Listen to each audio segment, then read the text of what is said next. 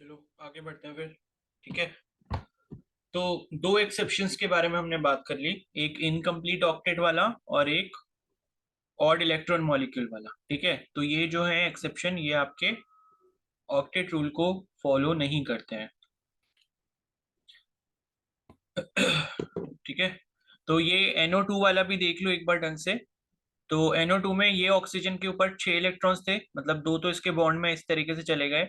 और ये जो राइट वाला है इसके ऊपर नेगेटिव चार्ज आया, मतलब इसमें एक एक्स्ट्रा इलेक्ट्रॉन है।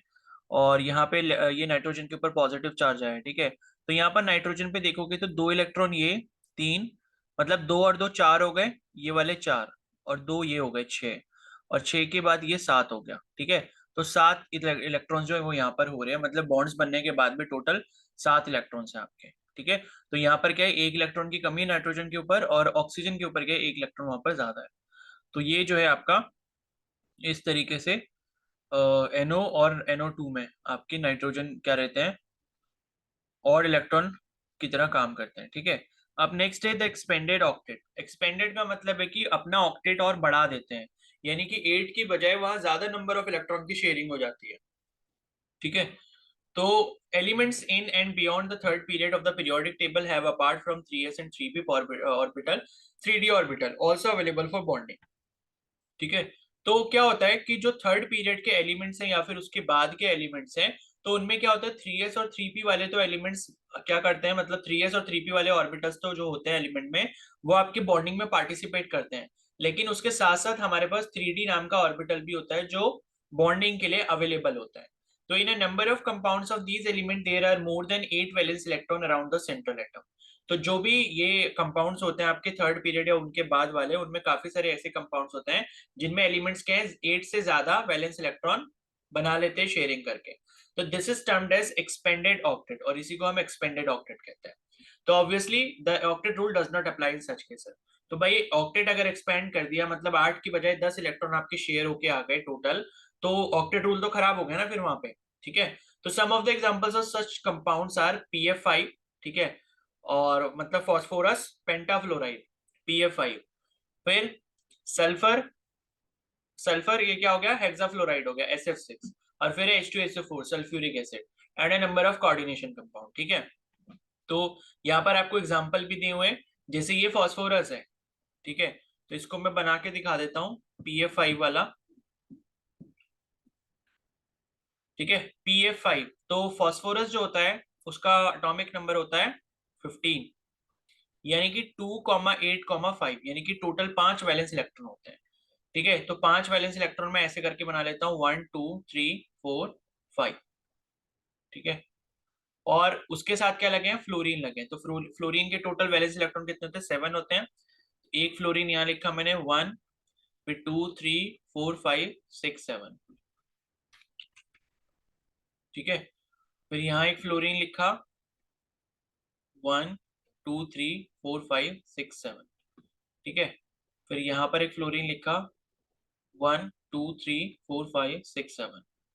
उसके बाद यहाँ पर एक फ्लोरीन लिखा, 1 2 3 4 5 6 7। ठीक है। फिर यहाँ पर एक फ्लोरीन, 1 2 3 4 5 6 7। तो सबके हो गए। अब उसके बाद इनकी बॉन्डिंग करवा देते हैं। तो फ्लोरीन को तो भाई एक ही चाहिए होता है, वो अपना ऑक्टेट कंप्लीट कर लेगा। तो ये इसने फॉस्फोरस का एक ले लिया, एक ऑक्टेट बन गया इसका। इस वाले फ्लोरीन ने इसका एक और ले लिया फॉस्फोरस का, यहाँ पर इसका ऑक्टेट कंप्लीट। ये वाले फ्लोरीन का ऑक्टेट ऐसे कंप्लीट। ठीक है। ये वाले फ्लोरीन का ऑक्टेट इस तरीके से कंप्लीट। और ये वाला जो फ्लोरीन है उसका ऑक्टेट ऐसे कंप्लीट। तो फ्लोरीन जो पांचों हैं इनके तो ऑक्टेट भाई कंप्लीट हो गए। लेकिन फॉस्फोरस के साथ क्या हो रहा है,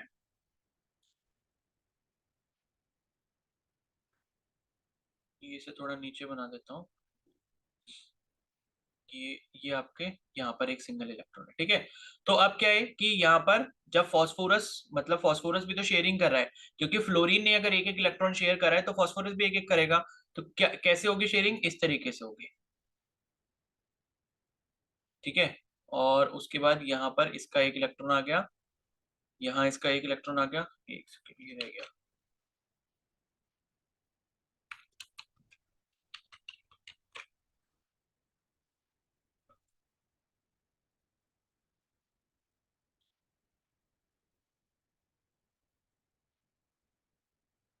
ठीक है।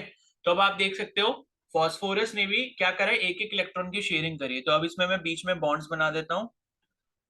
ये एक बॉन्ड ये बन गया इनके बीच में, ये एक बॉन्ड बन गया, ये वाला एक बॉन्ड बन गया, ये वाला एक बॉन्ड बन गया, और ये वाला एक बॉन्ड बन गया। तो इस तरीके से यहाँ पर PF5 आपका बन गया।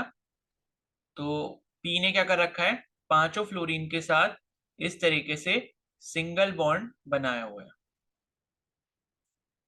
ठीक है, तो ऐसे बना है, और फ्लोरीन के ऊपर क्या है, तीन तीन लोन पेयर है इस तरीके से।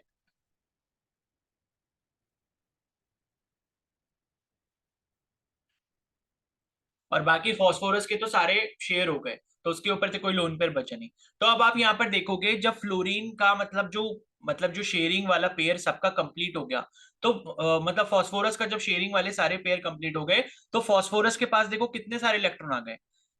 ठीक है, एक ही आया, दो, फिर तीन, चार, पांच, छ, सात, आठ, नौ, और 10।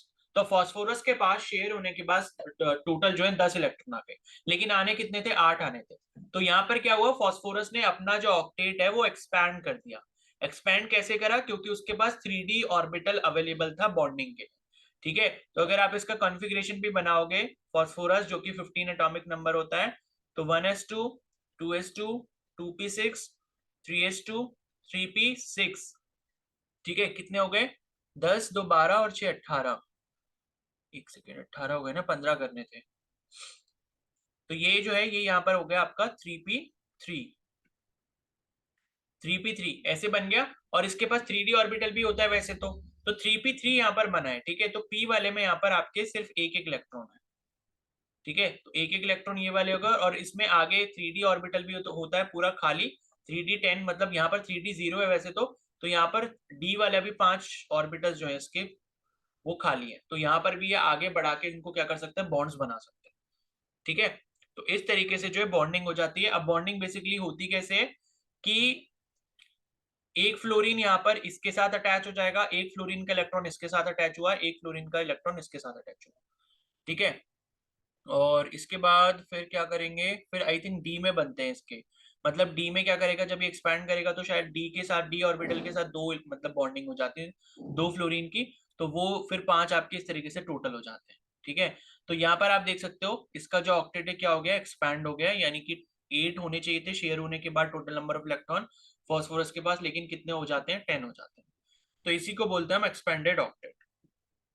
ठीक है, तो PF5 का एग्जांपल मैंने आपको समझा दिया है। SF6 और H2SO4 का आप खुद से करके देखना कॉपी में, तब आपको पता चलेगा कि SF6 में सल्फर के पास कितने आ रहे हैं, और H2SO4 में सल्फर के पास कितने आ रहे हैं। ठीक है, और ये H2SO4 का जो स्ट्रक्चर यहाँ पर आपको बना के दिखाया हुआ है, ये भी इंपॉर्टेंट है। ठीक है, एग्जाम में इस स्ट्रक्चर के बेसिस पे भी क्वेश्चन आ सकता है H2SO4 के बेसिस पे, कि H2SO4 में total number of bond pair कितने होते हैं, या बॉन्ड्स कितने होते हैं, total number of lone pair कितने होते हैं। तो ये भी आपसे पूछ सकते हैं। तो ये स्ट्रक्चर एक बार बना के जरूर देख लेना, और SS6 का भी बना के देख लेना, और फिर देख लेना कि इनमें सल्फर जो है उसमें कितने नंबर ऑफ इलेक्ट्रॉन्स आ रहे हैं। ठीक है, तो यहाँ पर इन्होंने नीचे लिखा भी है कि पहला वाला जो PF5 अभी देखा उसमें 10 इलेक्ट्रॉन आ रहे हैं P एटम के अराउंड। SF6 की बात करें तो उसमें सल्फर के 12 इलेक्ट्रॉन आते हैं, और H2SO4 में भी मतलब H2SO4 में भी सल्फर के 12 इलेक्ट्रॉन आते हैं टोटल। तो आने चाहिए थे टोटल 8 शेयर होने के बाद, लेकिन आ कितने रहे, 10 या फिर 12, यानी कि उसने अपना ऑक्टेट जो है एक्सपैंड कर दिया due to availability of 3D orbitals. ठीक है, तो interestingly sulphur also forms many compounds in which the octet rule is obeyed. In sulfur dichloride, the sulfur atom has an octet of electrons around it. तो ये कह रहे हैं कि भाई ऐसा जरूरी नहीं कि हर हर समय जो है ये फॉस्फोरस या सल्फर जो है ये थर्ड पीरियड के एलिमेंट ये अपना ऑक्टेट एक्सपेंड करते रहते हैं। कुछ केसेस में क्या होता है, ये ऑक्टेट को बना के भी रखते हैं। ठीक है, ऑक्टेट रूल इनमें ओबे भी होता है सल्फर में। जैसे कि एग्जांपल क्या है, सल्फर डाइक्लोराइड यानी कि SCl2। ठीक है, SCl2 इसका एग्जांपल है, जिसमें इसका जो ऑक्टेट है वो क्या होता है, कंप्लीट होता है। तो ये देख सकते हो सल्फर के टोटल नंबर ऑफ इलेक्ट्रॉन्स कितने होते हैं, सल्फर का कॉन्फ़िगरेशन होता है 2,8,6, क्योंकि 16 होता है एटॉमिक नंबर। ठीक है, तो 2,8,6 हो गया, तो मतलब एक एक इलेक्ट्रॉन यहाँ पर हो गए, सल्फर के टोटल 6 हैं, तो दो ऊपर दो नीचे और एक एक साइड में बना दिए। और उसी तरीके से क्लोरीन के टोटल कितने होते हैं, 7, तो दो ऊपर दो राइट साइड में, दो नीचे, और एक इसका यहाँ पर हो गया, और उसी तरीके से ये वाले क्लोरीन का ये हो गया। तो यहाँ पर ऐसे करके इसका जो ऑक्टेट है क्लोरीन का ये कंप्लीट हो गया, इधर ऑक्टेट इसका ये कंप्लीट हो गया, और सल्फर का भी, सल्फर के खुद के 6 थे और बाकी एक एक इनसे ले लिया, तो इसका भी सल्फर का ऑक्टेट कंप्लीट हो गया। तो इस तरीके से यहाँ पे क्या हुआ, सल्फर ने ऑक्टेट रूल को ओबे कर लिया, कौन से कंपाउंड में, HCl2 में, सल्फर डाइक्लोराइड में। तो ये क्वेश्चन भी पूछा जा सकता है आपसे, ठीक है, कि in which of the following compounds octet rule is obeyed. तो ऑक्टेट रूल के मतलब उसमें आपको ऑप्शन दे देंगे, SF6 दे देंगे, H2SO4 दे देंगे, HCl2 दे देंगे, या नन ऑफ दिस दे देंगे। तो आप इस फिर मतलब ये कि सॉल्व करने बैठोगे तो बहुत टाइम लगेगा, बना के देखना पड़ेगा, इससे अच्छा कि याद कर लो इस चीज को, ठीक है। और कुछ और ड्रॉबैक दिए हुए हैं यहाँ पर ऑक्टेट थ्योरी के। So it is clear that octet rule is based on the chemical inertness of noble gases. However, some noble gases, for example, xenon and krypton, also combine with oxygen and fluorine to form a number of compounds like XeF2, KrF2, XeOF2, etc. तो क्या होता है भाई, वैसे तो octet जिसका भी complete हो जाता है तो बोला ये जाता है कि भाई जिसका ऑक्टेट कंप्लीट हो गया वो स्टेबल हो गया और वो किसी और के साथ रिएक्ट नहीं करेगा। लेकिन जेनॉन और क्रिप्टन जो कि ऑलरेडी नोबल गैसेस है, मतलब उनका ऑक्टेट पहले से कंप्लीट है, लेकिन फिर भी वो ऑक्सीजन और फ्लोरीन के साथ कंपाउंड्स बनाते हैं, ठीक है। और कंपाउंड्स अगर बना रहे हैं मतलब ऑक्टेट रूल वहां पर भी क्या हो गया, फेल हो गया। क्लियर है। तो अब मुझे कोई ये बता सकता है कि ये जेनॉन और क्रिप्टन जो है ये ऑक्सीजन और फ्लोरीन के साथ ही क्यों बना रहे हैं कंपाउंड, किसी और एलिमेंट के साथ क्यों नहीं बना रहे, कोई बताएगा? सर क्योंकि ये मतलब इनके पास इलेक्ट्रॉन पहले से ही अवेलेबल है, तो ये पहले ही स्टेबल है। और फ्लोरीन और ऑक्सीजन इलेक्ट्रोनेगेटिव एलिमेंट है जो इलेक्ट्रॉन को एक्सेप्ट करने के लिए पहले से बैठे हुए हैं, इस वजह से। ठीक है। तो इसका रीजन है इनकी हाई इलेक्ट्रोनेगेटिविटी, यानी कि ऑक्सीजन और फ्लोरीन मतलब क्या है, मोस्ट इलेक्ट्रोनेगेटिव एलिमेंट्स हैं। तो इनके पास टेंडेंसी रहती है कि भाई ये क्या कर सकते हैं, मतलब इनके पास इतनी ज्यादा पावर है कि भाई ये किसी भी ऐसे एटम में से भी इलेक्ट्रॉन निकाल सकते हैं जो देने को राजी नहीं है, जैसे कि नोबल गैसेस। तो नोबल गैसेस का ऑक्टेट ऑक्टेट अगर पहले से कंप्लीट है, वो पहले से ही मना करते हैं बाकी सारे एलिमेंट्स को, लेकिन ये एलिमेंट जो है ऑक्सीजन और फ्लोरीन इतने ताकतवर होते हैं कि उनमें से इलेक्ट्रॉन खींच के बॉन्ड बना ही लेते हैं, ठीक है। तो ये होता है। तो this theory does not account for the shape of molecule. तो ये जो ऑक्टेट वाली थ्योरी है इससे हमें मॉलिक्यूल्स की शेप के बारे में कोई भी इंफॉर्मेशन नहीं पता लगती। It does not explain the relative stability of the molecule being totally silent about the energy of a molecule, ठीक है। तो इससे जो है ये ऑक्टेट वाले रूल से हमें रिलेटिव स्टेबिलिटी भी मॉलिक्यूल की नहीं पता चलती, और ये मतलब मॉलिक्यूल की जो भी एनर्जी होती है उसके लिए भी साइलेंट रहता है, मतलब उसके लिए भी कुछ नहीं बताता है कि मॉलिक्यूल की एनर्जी कम है ज्यादा है, उसके बारे में भी कोई जो हिंट है वो हमको नहीं देता, ठीक है। तो ये था आपका ऑक्टेट रूल के जितने भी ड्रॉबैक्स हैं। तो इनके एग्जाम्पल सबसे ज्यादा इंपॉर्टेंट है कि एक्सपेंडेड ऑक्टेट किस में रहता है, ऑड इलेक्ट्रॉन मॉलिक्यूल कौन से, इनकम्प्लीट ऑक्टेट किस में रहता है, ठीक है। तो एग्जाम्पल्स बहुत इंपॉर्टेंट है, इनको ध्यान रखना है। क्लियर है। तो इतना सभी को क्लियर है, किसी को कोई डाउट है इसमें?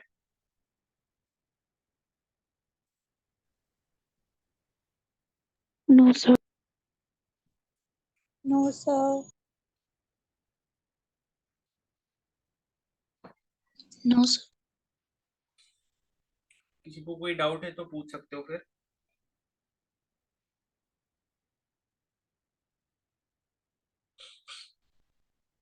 ठीक है, चलो फिर आगे बढ़ते हैं। अब नेक्स्ट आता है आयनिक और इलेक्ट्रोवैलेंट बॉन्ड, ठीक है। तो अभी तक लाइक जो भी हम डिस्कस कर रहे थे वो शेयरिंग ऑफ इलेक्ट्रॉन की वजह से हो रहा था, यानी कि कोवेलेंट बॉन्ड बन रहा था सभी कंपाउंड्स में। तो अब हम आयनिक बॉन्ड्स के बारे में पढ़ेंगे। तो आयनिक बॉन्ड्स किससे बनते हैं, आयन से बनते हैं। एक पॉजिटिव आयन होता है जिसे हम कैटायन कहते हैं, एक नेगेटिव आयन होता है जिसे हम एनायन कहते हैं, और उनके बीच में इलेक्ट्रोस्टैटिक फोर्स ऑफ अट्रैक्शन होता है जिसकी वजह से वो इलेक्ट्रोवैलेंट बॉन्ड या फिर आयनिक बॉन्ड बनाते हैं, ठीक है। तो from the Kossel and Lewis treatment of the formation of an ionic bond it follows that formation of ionic compound would primarily depend upon, ठीक है। तो कोसेल और लुईस की अप्रोच से यहाँ पर आयनिक कंपाउंड्स की जो फॉर्मेशन होती है वो किस किस चीज पे डिपेंड करती है। पहला तो ये है the ease of the formation of the positive and negative ions from the respective neutral atom, यानी कि आपके पास कोई न्यूट्रल एटम है तो उससे आप पॉजिटिव आयन जो बना रहे हो या उसके साथ और नेगेटिव आयन बना रहे हो, तो वो कितनी आसानी से बन रहा है इस बात पे डिपेंड करेगा आयनिक आयनिक कंपाउंड बनने की फॉर्मेशन पे। यानी कि पॉजिटिव आयन और नेगेटिव आयन जितनी आसानी से बनेंगे, यानी कि कैट आयन और एनायन जितनी आसानी से बनेंगे, उतनी आसानी से आपका आयनिक बॉन्ड बन पाएगा। उसके बाद दूसरी चीज है the arrangement of the positive and negative ions in the solid, that is the lattice of the crystalline compound. उसके बाद दूसरी इंपॉर्टेंट चीज है यहाँ पर इनका अरेंजमेंट, यानी कि ये जो पॉजिटिव आयन और नेगेटिव आयन अरेंज होंगे किसी भी सॉलिड लैटिस में, ठीक है, तो वो किस तरीके से अरेंज होंगे इस पर भी डिपेंड करेगा। तो अगर लाइक वो यूनिफॉर्म मैनर में अरेंज होते हैं तो आपका जो कंपाउंड बनेगा वो ज्यादा अच्छा बनेगा, ज्यादा स्ट्रॉन्ग बॉन्ड फॉर्मेशन होगी उसमें। और लाइक अगर ज्यादा अच्छी ओरिएंटेशन नहीं रहती है, सारे आयंस की ऑर्डरली अरेंज नहीं होते, तो फिर वो एक अच्छा कंपाउंड बनाने में सक्षम नहीं होंगे, ठीक है। फिर उसके बाद है the formation of a positive ion involves ionisation. तो भाई जब भी न्यूट्रल एटम से हमें क्या बनाना होता है, एक पॉजिटिव आयन यानी कि कैट आयन बनाना होता है, तो हम क्या करते हैं उसमें आयनाइजेशन इन्वॉल्व करते हैं। आयनाइजेशन मतलब आयनाइजेशन एनर्जी हमने पढ़ी है। आयनाइजेशन एनर्जी का मतलब क्या होता है कि जब इलेक्ट्रॉन निकालने में जो भी एनर्जी या तो हम देते हैं या फिर रिलीज होती है, कहने का मतलब ये है, ठीक है। तो आयनाइजेशन का मतलब है रिमूवल ऑफ इलेक्ट्रॉन। तो पॉजिटिव आयन कैसे बनता है, जब हम किसी भी न्यूट्रल एटम में से इलेक्ट्रॉन को रिमूव करते हैं, ठीक है। और नेगेटिव आयन कब बनता है, जब हम किसी न्यूट्रल एटम में इलेक्ट्रॉन को ऐड करते हैं। जैसे एग्जांपल यहाँ पर लिखा हुआ है Mg, ठीक है, एम दिया है, मतलब एम दिया है, ये एम का मतलब है मेटल। तो मेटल की टेंडेंसी क्या होती है, इलेक्ट्रॉन डोनेट करने की, because they are electropositive elements, ठीक है। तो मेटल है, मेटल में से इलेक्ट्रॉन निकला तो एम के ऊपर पॉजिटिव चार्ज आ गया, प्लस इलेक्ट्रॉन यहाँ पर लिख दिया, और यहाँ पर कुछ ना कुछ आयनाइजेशन एनर्जी दी होगी, एंथैल्पी दी होगी, तो वो लिख देंगे। उसके बाद दूसरा मान लो ये एक्स दिया है, एक्स क्या है, हेलोजन। हेलोजन मतलब ग्रुप 17 के एलिमेंट्स को डिनोट करने के लिए एक्स का सिंबल इस्तेमाल करते हैं। तो हेलोजन आपके मोस्ट इलेक्ट्रोनेगेटिव होते हैं पूरी पीरियोडिक टेबल में, ठीक है। तो इस वजह से हम हेलोजन को ले रहे हैं, मतलब पहले हमने क्या लिया, एल्कली मेटल्स मान लो ग्रुप 1 के, और उसके बाद ग्रुप 17 जो कि सबसे ज्यादा इलेक्ट्रोनेगेटिव है। तो इसमें क्या है, इलेक्ट्रॉन ऐड होगा तो ये क्या बना लेगा, एक्स नेगेटिव बना लेगा, मतलब उसके ऊपर नेगेटिव चार्ज आएगा, और यहाँ क्या होगा, कुछ ना कुछ एनर्जी रिलीज होगी, इलेक्ट्रॉन गेन एंथैल्पी, ठीक है। तो जब ये दोनों मिल जाएंगे, यानी कि m के ऊपर पॉजिटिव और x के ऊपर नेगेटिव, यानी कि cation plus anion, तब क्या बना लेंगे, mx बना लेंगे, यानी कि एक आयनिक कंपाउंड बना लेंगे, ठीक है। उसके बाद है the electron gain enthalpy delta EGH is the enthalpy change when a gas face atom in its ground state gains an electron. तो ये तो देखो हम पढ़ ही चुके हैं इलेक्ट्रॉन गेन एंथैल्पी क्या होती है, तो ये मेरे को बार बार बताने की जरूरत नहीं है कि जब एटम में इलेक्ट्रॉन ऐड होता है तब जो एनर्जी चेंज आता है, एनर्जी या तो रिलीज होती है, या मान लो अगर ज्यादा इलेक्ट्रोनेगेटिव नहीं है तो हमको जबरदस्ती घुसाना पड़ेगा उस एटम को, तो हमें बाहर से एनर्जी देनी पड़ेगी। और अगर इजिली एक्सेप्ट कर रहा है जैसे हेलोजन्स करते हैं तो वहां पर एनर्जी रिलीज होती है, ठीक है। और उस केस में एनर्जी क्या होती है, हमारी नेगेटिव आती है, और अगर हमें बाहर से देनी पड़ रही है तो पॉजिटिव होगी। तो द इलेक्ट्रॉन गेन प्रोसेस में बी एक्सोथर्मिक, ठीक है, और एंडोथर्मिक, यानी कि इलेक्ट्रॉन अगर गेन हो रहा है किसी एटम में, यानी कि एनायन अगर बना रहे हैं, तो वो प्रोसेस एक्सोथर्मिक हो सकता है, यानी कि हीट निकले बाहर, या एंडोथर्मिक भी हो सकता है, यानी कि हीट हमको वहां से बाहर से देनी पड़े, ठीक है।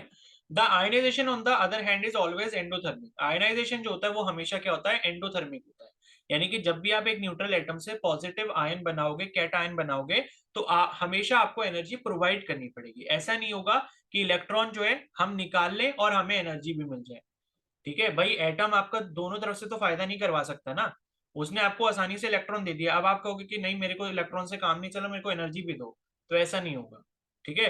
तो इलेक्ट्रॉन अगर आपने निकाल लिया तो थोड़ी बहुत एनर्जी उसके एक्सचेंज में देनी पड़ेगी। फिर उसके बाद है electron affinity is the negative of the charge energy change accompanying electron के। इलेक्ट्रॉन एफिनिटी का मतलब वही हो गया कि मतलब इलेक्ट्रॉन कितनी आसानी से कोई एटम जो है ले पा रहा है, ठीक है। तो ये क्या होता है, negative of the energy change होता है, जो कि इलेक्ट्रॉन गेन के टाइम पर, मतलब इलेक्ट्रॉन गेन जब होता है तो उसमें जो एनर्जी चेंज होता है उसका नेगेटिव होता है electron affinity. So obviously ionic bonds will be found more easily between elements with comparatively low ionization enthalpy and elements with comparatively high negative value of electron gain enthalpy। तो ये वाला point काफी ज्यादा important है कि आयनिक bonds जो है वो कितने ज्यादा आसानी से बनेंगे, वो किस बात पर डिपेंड करेगा, पहली तो इस बात पर डिपेंड करेगा कि वहां पर आपके पास जो आप कैटायन बना रहे हो, पॉजिटिव आयन जो बना रहे हो, वहां पे आपको एनर्जी कम देनी पड़ेगी, यानी कि आयनाइजेशन एंथैल्पी कम है। और दूसरी चीज ये है कि यहाँ पर हाई नेगेटिव वैल्यू होनी चाहिए किसकी, इलेक्ट्रॉन गेन एंथैल्पी की। High negative value of electron gain enthalpy का मतलब ये है कि कोई एलिमेंट अगर इलेक्ट्रॉन को अपने वैलेंस शेल में एक्सेप्ट कर रहा है तो वो ज्यादा से ज्यादा अमाउंट ऑफ एनर्जी को रिलीज करेगा, ठीक है। हाई नेगेटिव का मतलब ये हुआ। तो तब आपका आयनिक बॉन्ड जो है वो आसानी से बन पाएगा। तो most ionic compounds have cations derived from metallic elements and ions from non metallic element. तो आयनिक कंपाउंड्स में बेसिकली होता क्या है कि जो कैटायंस होते हैं वो आपके मेटल से बनते हैं ज्यादातर, और जो एनायंस होते हैं वो आपके नॉन मेटल से बनते हैं। The ammonium ion that is NH4 positive made up of 2 non metallic elements is an exception. तो यहाँ पर NH4 जो है वो एक एक्सेप्शन है, तो इसको भी ध्यान रखना। ठीक है, NH4 पॉजिटिव क्या है आपका, मतलब वो है आयनिक कंपाउंड है, तो ये आपका एक्सेप्शन है जिसमें दोनों ही क्या है, नॉन मेटेलिक एलिमेंट्स है। उसके बाद है it forms the cation of a number of ionic compounds. ठीक है,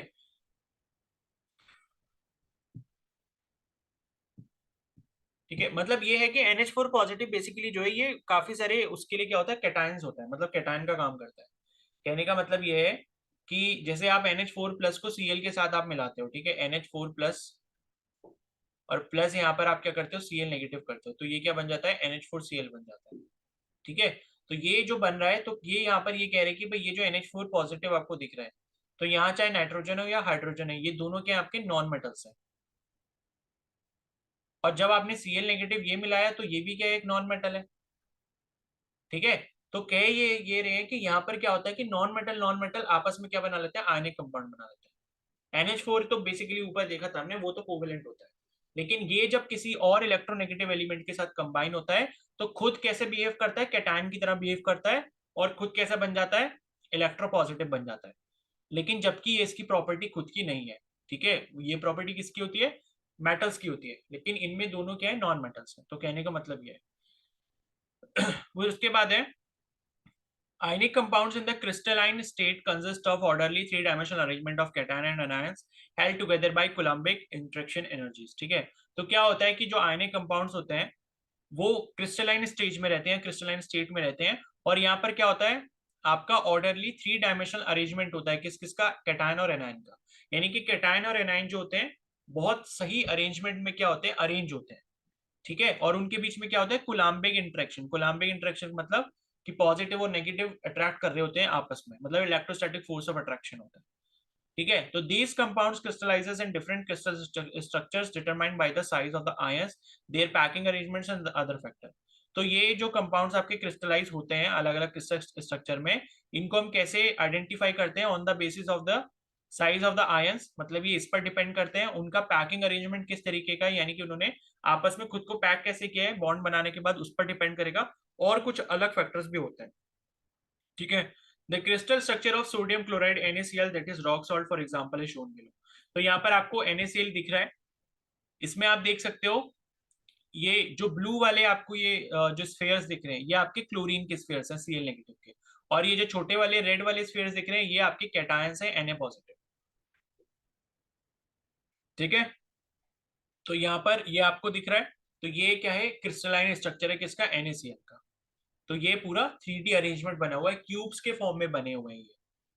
क्लियर है, उसके बाद है, और एक चीज ये भी देख रहे होगे कि Na पॉजिटिव का साइज छोटा है और Cl नेगेटिव का साइज बड़ा है। अब ये चीज मेरे को बताने की जरूरत नहीं है, ये आपको ऑलरेडी पता है, पूरा चैप्टर पीरियोडिसिटी जो पढ़ा है उसमें यही सब चीजें हमने डिस्कस करेंगे। तो उसके बाद नेक्स्ट है, in ionic solids the sum of the electron gain enthalpy and the ionization enthalpy may be positive, but still the crystal structure gets stabilized due to the energy released in the formation of the crystal lattice.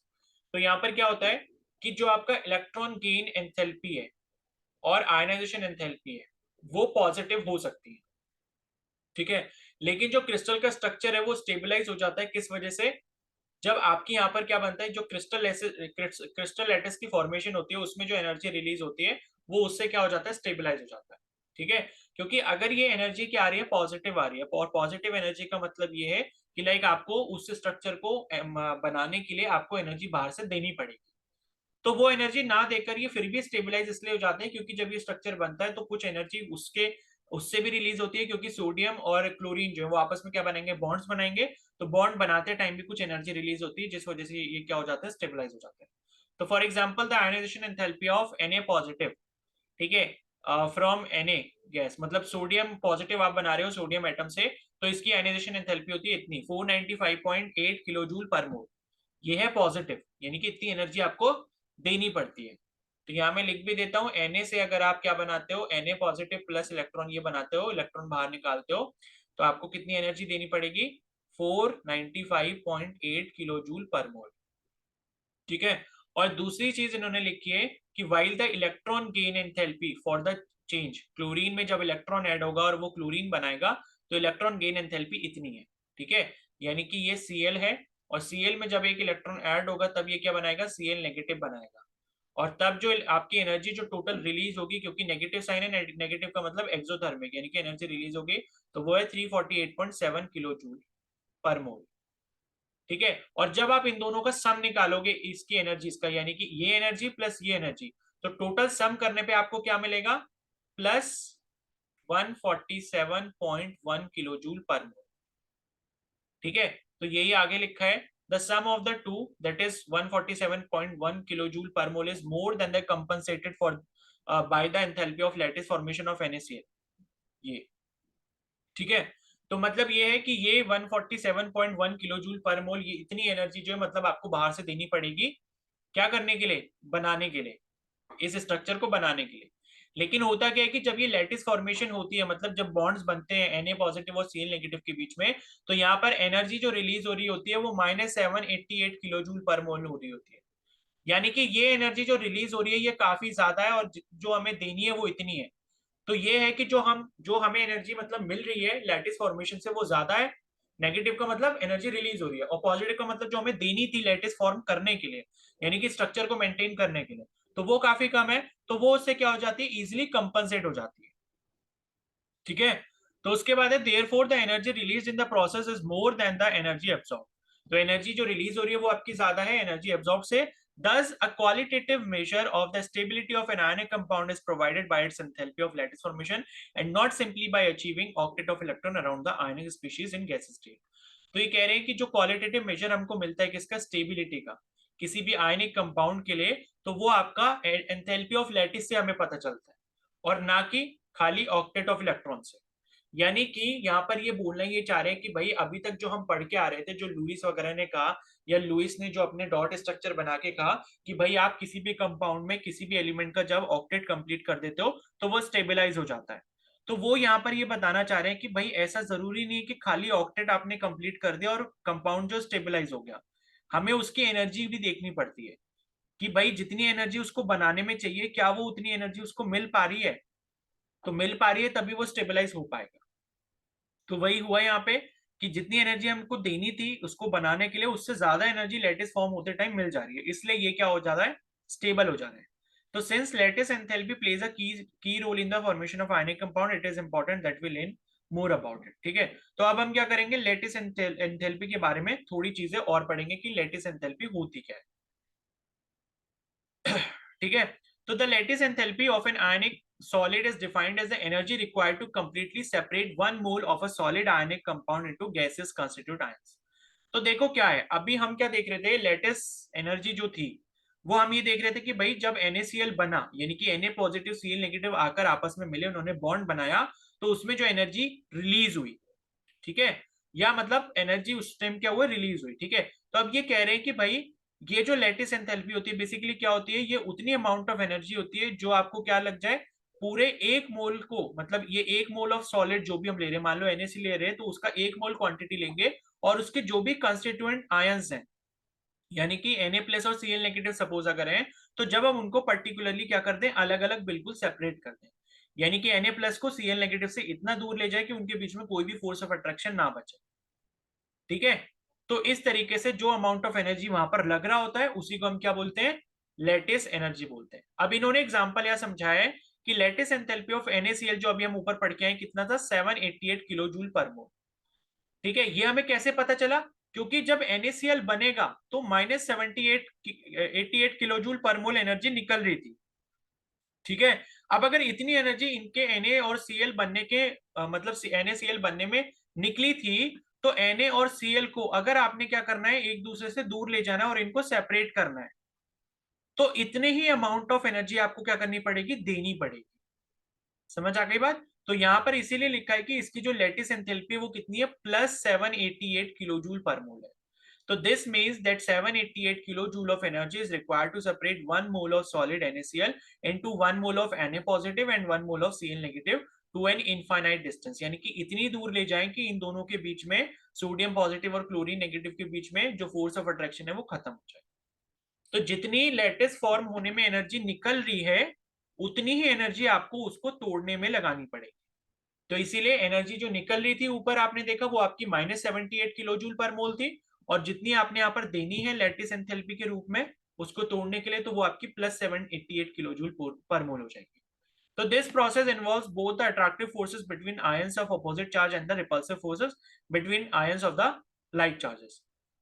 ठीक है, तो इस process में basically होता क्या है, इसमें जो अट्रैक्टिव फोर्सेस होते हैं वो तो आपके इन्वॉल्व होते ही होते हैं पॉजिटिव और नेगेटिव आयंस के बीच में, लेकिन कुछ रिपल्सिव फोर्सेस भी होते हैं। रिपल्सिव फोर्स का मतलब कि Cl और Cl, अगर दो Cl है तो दो Cl आपस में खुद को रिपेल भी कर रहे होंगे, क्योंकि जो आपका स्ट्रक्चर बना है वहां पे काफी सारे Na+ होंगे, काफी सारे Cl नेगेटिव होंगे। तो Na+ और Cl नेगेटिव के बीच में तो अट्रैक्टिव फोर्स है, लेकिन Na+ और Cl नेगेटिव के बीच में कुछ रिपल्सिव फोर्सेस भी हैं, तो वो फोर्सेस भी इसमें इन्वॉल्व होते हैं। The solid crystal being three-dimensional, it is not possible to calculate lattice enthalpy directly from the interaction of forces of attraction and repulsion only. तो यहाँ पर सिर्फ और सिर्फ अट्रैक्शन और रिपल्शन के बेसिस पर ही हम यहाँ पर जो लेटिस एंथैल्पी वो डायरेक्टली इसकी कैलकुलेट नहीं कर सकते, ये इम्पॉसिबल है। तो factors associated with the crystal geometry have to be included. अब यहाँ पर इसकी जो ज्योमेट्री है, यानी कि ये स्ट्रक्चर बना कैसे है, उसके जो भी फैक्टर्स हैं उससे जुड़े हुए उनको भी यहाँ पर शामिल करना पड़ेगा, सो दैट कि हम एक्यूरेट लेटिस एंथैल्पी किसी भी कंपाउंड की बता पाए। ठीक है, तो ये जो है ये आपका लेटिस एंथैल्पी होता है। तो बताओ, क्लियर हो गया इतना? लेटिस एंथैल्पी समझ आ गया सभी को? Yes Yes, Yes. sir. Yes, sir. Yes, sir. ठीक है, और ये जो वैल्यू आपको दी है ना 788, इसको ध्यान भी रखना, क्योंकि ये क्वेश्चन सीधे सीधे भी आपसे पूछ सकते हैं कि भाई NaCl की लेटिस एंथैल्पी कितनी होती है। ठीक है, तो ये जो है आप वैल्यू अपने दिमाग में जरूर रखना, ये क्वेश्चन आपसे पूछ सकते हैं। ठीक है, तो चलो अब यहीं तक रखते हैं, बाकी यहाँ से बॉन्ड पैरामीटर से कल कंटिन्यू करेंगे। बॉन्ड एंगल है, बॉन्ड डिस्टेंस हो गया, फिर बॉन्ड एंथैल्पी। ठीक है, ये सारे टॉपिक्स कल करेंगे, और फिर ये आपका हाइब्रिडाइजेशन वगैरह आ जाएगा। ये सबसे अच्छा पार्ट है इसका, हाइब्रिडाइजेशन वगैरह, इसको कैलकुलेट करने में लाइक मतलब अच्छा लगता है, और इसी के बेसिस पर क्वेश्चन भी काफी पूछ लेते हैं। ठीक है, फिर अलग अलग थ्योरी है, वही MOT है, VBT है, VSEPR है। ठीक है, तो ये चैप्टर भी बड़ा है, ये स्टार्टिंग के 3-4 चैप्टर काफी बड़े बड़े हैं। ठीक है, कोई नहीं, बट हो जाएंगे। अब देखो, करने को तो मैं क्या है कि खाली आपको सिंपल वैसे भी करवा सकता हूँ मैं, बट मैं NCERT को फॉलो इसलिए कर रहा हूँ बिकॉज आई नो कि NCERT के एक एक लाइन यहाँ पर इंपॉर्टेंट है, चाहे वो बायोलॉजी हो या फिर केमिस्ट्री हो, यहाँ तक कि फिजिक्स में भी। ठीक है, तो इसलिए ये काफी ज्यादा इंपॉर्टेंट है। तो बाकी खुद भी रिवाइज करते रहा करो। ठीक है, और अभी फिर टेस्ट है आपका 7:10 से मैं आपको टेस्ट भेज दूंगा, और वही लगभग रहेगा आपका 8 बजे तक रहेगा। ठीक है, क्योंकि 50 क्वेश्चन होंगे उसमें, तो 8 बजे तक आपको टेस्ट देना है। ह्यूमन रिप्रोडक्शन का टेस्ट है। तो अब आप जो है क्लास लीव कर सकते हो, बाकी किसी को कोई डाउट है तो पूछ लो, अदरवाइज आप क्लास लीव कर सकते हो।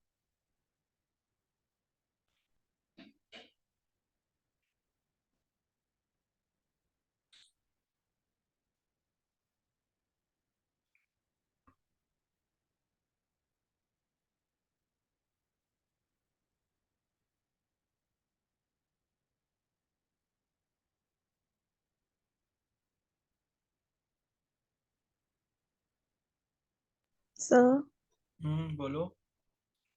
सर जो आपने NaCl की लेटिस एंथैल्पी बताई वो पॉजिटिव 788 होगी ना? पॉजिटिव होगी ना, क्योंकि -788 तो वो एनर्जी है जो बनाते टाइम निकली थी। अब बनाते टाइम एनर्जी निकल गई तो उतनी एनर्जी वापस हमको देनी पड़ेगी उसको तोड़ने के लिए। ठीक है, ओके सर। और यस बाकी सर। किसी को कुछ पूछना है? जिया,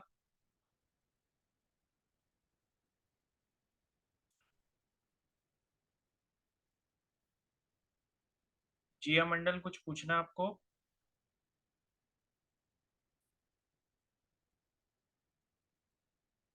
चलो फिर ठीक है।